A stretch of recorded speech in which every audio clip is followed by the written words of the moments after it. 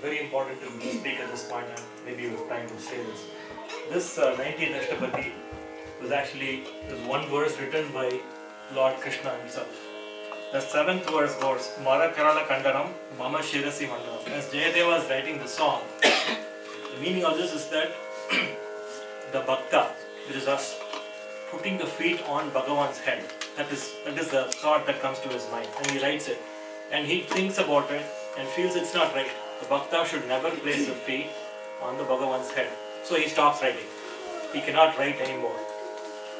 Later on, as the story goes, Krishna comes over to Jayadeva's house on Ekadashi day, and the first thing he says to Jayadeva's wife Padmavati is, he comes as Jayadeva himself, and he comes there and says, I feel like taking an oil bath.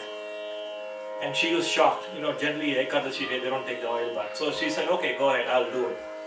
And then he says, I'm very hungry, I want to eat something. So she doesn't, say no, being a dutiful wife. She thinks, okay, it's her husband coming, and basically she gives him food.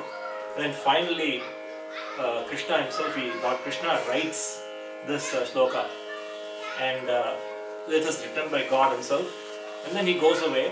After a while, Jayadeva comes home, and his wife is thinking, what is happening here? And then later on he sees this line written, and there is a stain of oil written there because of Krishna getting the oil bath from him. And he doesn't believe Padmavati. He first thinks that she wrote it herself, and then he gets angry at her, but then Lord Krishna gives him the darshan and then tells him that I wrote this. So this is a very special one, written by Bhagavan himself. Very, very special. And as you can see, generally when we do the Ashtapadi, the Arati is shown as it's taken at the very last stanza, that Jayadeva. But for this one, since Bhagavan has written it, we take the Arati in this.